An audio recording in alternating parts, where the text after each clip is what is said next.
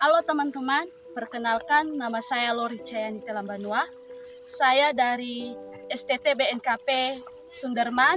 Saya mahasiswa PPL yang ditempatkan di Jemaat ONKP Jemaat Situluhili, Resor Lahmi Raya.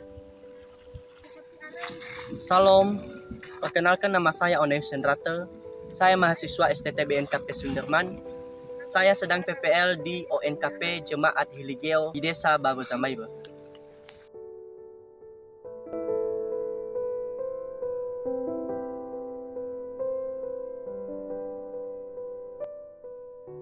Desa Baru Zamaibe merupakan salah satu desa yang ada di Kecamatan Lahemi, Kabupaten Nias Barat, Provinsi Sumatera Utara. Desa Baru Zamaibe ini memiliki dua gereja ONKP, yaitu ONKP Jemaat Hiligeo dan ONKP Jemaat Situluhili. Kedua lokasi jemaat ini sangat berdekatan. Di Jemaat Situluhili terdiri dari 200 kepala keluarga dan Jemaat Hiligeo terdiri dari 75 kepala keluarga.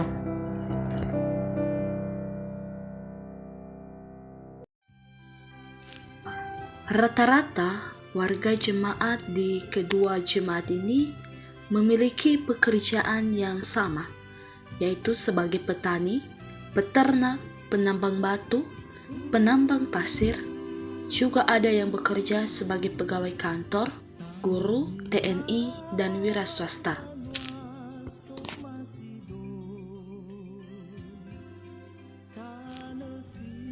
Di Desa Baru Zamaibe ini terdapat sebuah sungai yang dikenal dengan nama Sungai Lahemi.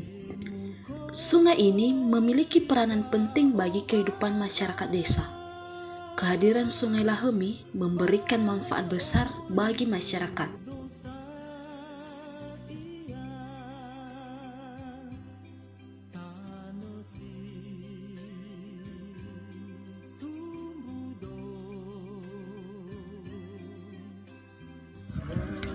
Halo teman-teman, sekarang saya mau mewawancarai salah satu dari jemaat Desa Baru Zamaibe. Mari kita ada di desa Susoita Bandian. Desa Baru Zamaibe Dusun Hiligeo. Ada mata pencarian kau. Salah satu Megajito, kedua Menokara, ketelu Gogi. Biasanya bahas perbedaan ada lalu-lalu karena iya ada Gabu tolak atau balik sumber pencaharian. bisa menjadi sumber pencarian. Soalnya gabu kara kan tola majuan.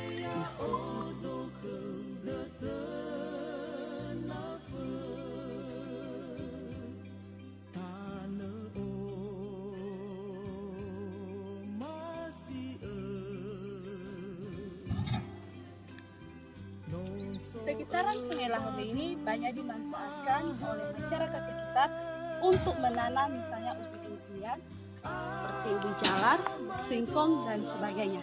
Karena menurut pandangan masyarakat, tanah di sekitaran Sungai Lahemi ini memiliki tanah yang subur.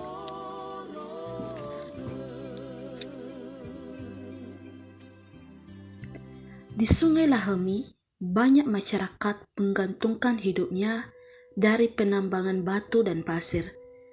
Setiap hari mereka bekerja mengumpulkan material ini untuk kemudian dijual kepada pihak-pihak yang membutuhkan, seperti proyek konstruksi di sekitar wilayah tersebut.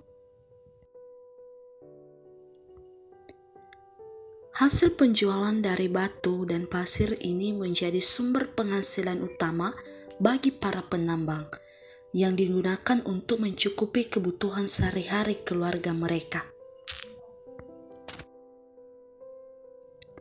Penambangan batu dan pasir besar-besaran di sepanjang Sungai Lahemi yang dilakukan secara terus-menerus oleh masyarakat mulai menunjukkan dampak negatif bagi lingkungan sekitar. Aktivitas penambangan ini menyebabkan terjadinya erosi di tepi sungai yang mengerus tanah dan mengubah aliran air.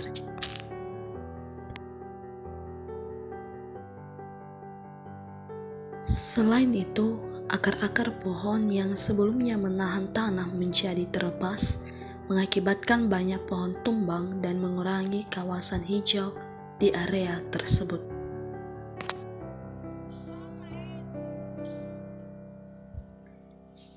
Erosi yang berkepanjangan juga berpotensi mengancam pemukiman dan lahan produktif di sekitar sungai.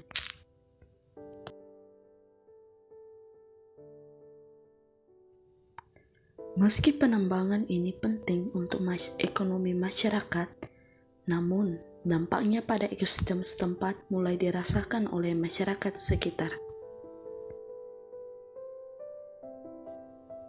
Selain menyebabkan erosi dan tumbangnya pohon, aktivitas di sepanjang Sungai Lahemi juga berdampak pada kualitas air sungai.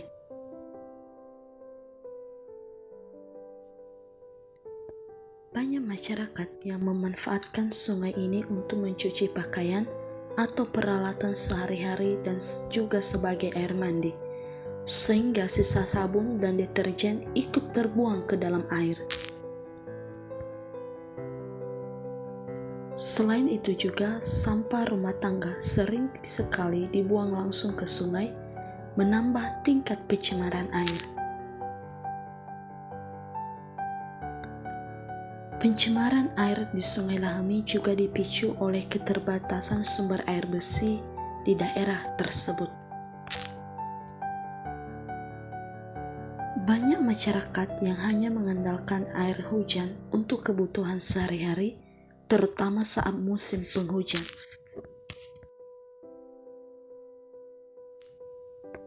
Namun, saat musim kemarau tiba dan hujan jarang turun, mereka beralih ke sungai sebagai sumber utama untuk mencuci, mandi, dan memenuhi kebutuhan lainnya. Dalam hal ini, seharusnya masyarakat Babu Zamaibu memiliki tanggung jawab untuk menjaga dan merawat lingkungan. Seperti yang tertulis dalam kitab Kejadian pasal 1 ayat 28, di mana manusia diberi mandat untuk menguasai bumi dengan bijaksana. Artinya, bukan hanya memanfaatkan sumber daya alam yang ada, tetapi juga melindungi dan melestarikannya agar tetap lestari bagi generasi mendatang. Aktivitas di Sungai Lahemi seharusnya dilakukan dengan penuh kesadaran akan dampak jangka panjangnya. Jika setiap individu menghargai dan menjaga alam seperti yang diamanatkan, maka keseimbangan lingkungan dapat terjaga, dan sumber daya seperti air sungai akan tetap tersedia bagi semua.